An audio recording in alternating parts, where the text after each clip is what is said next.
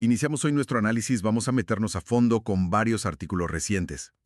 Sí, hemos estado mirando publicaciones de SDP Noticias, también el Universal, y Bloomberg Línea, todas de mediados de mayo de este año, 2025. Y el tema es, bueno, uno que suena bastante, el llamado huachicol fiscal en México. Exacto.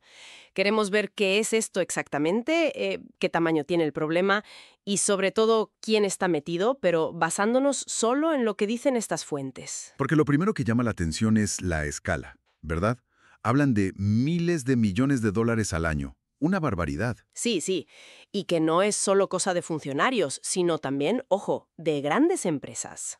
No es el robo de combustible tradicional, el de pinchar ductos. No, eso queda claro.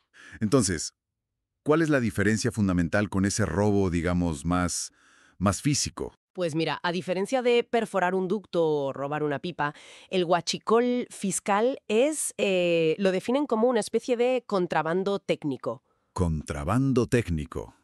¿Cómo funciona eso? Pues consiste en importar combustibles, gasolina, diésel, pero al pasar por aduanas, declararlos como si fueran otra cosa. Ajá. ¿Y para qué? ¿Qué declaran?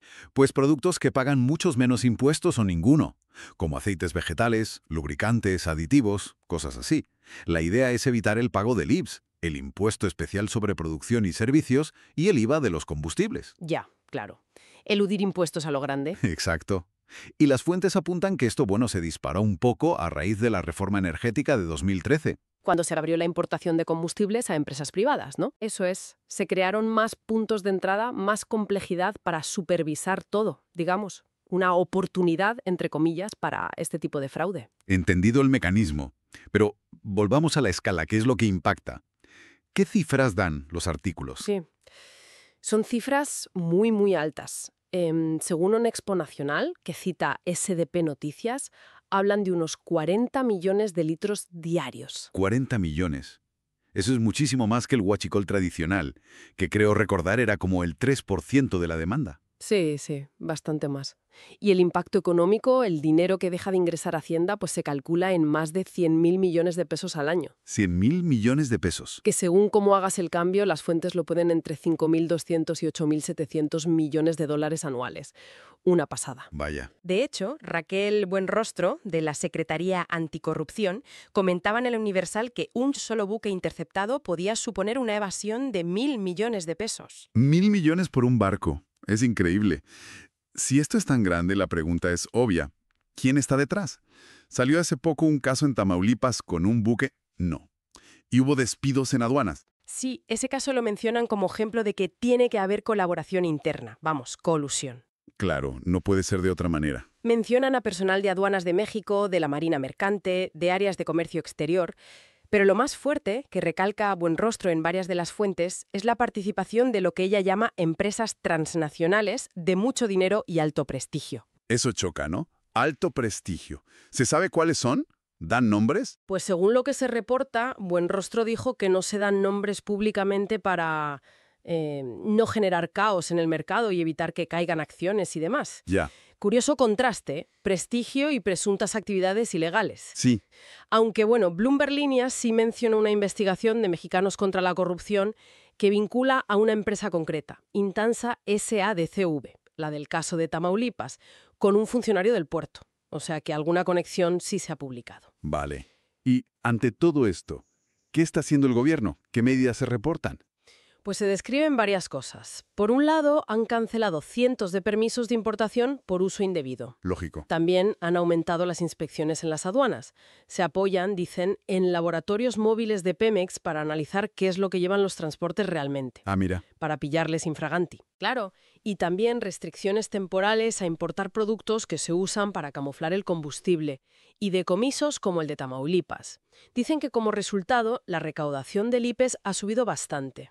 Y no ha habido, bueno, efectos negativos para los que sí hacen las cosas bien. Pues sí, parece que sí.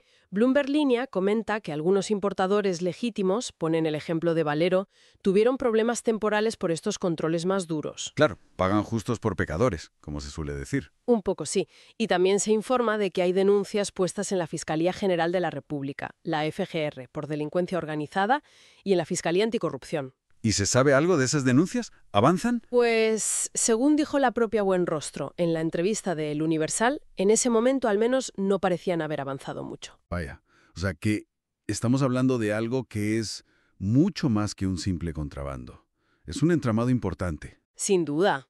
Lo grave aquí es cómo esta evasión masiva quita recursos públicos, dinero que no va a servicios, a infraestructuras. Claro, al final nos afecta a todos. Y además ilustra lo sofisticado que puede ser el crimen económico hoy en día. Necesita, según cuentan las fuentes, esquemas complejos, tecnología y la colaboración de gente a muchos niveles.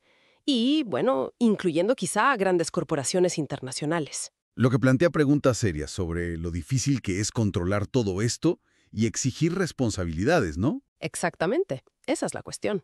Bueno, pues para recapitular un poco lo que hemos sacado de las fuentes, el huachicol fiscal es una forma masiva de evadir impuestos importando combustibles en México, pero declarándolos como otra cosa.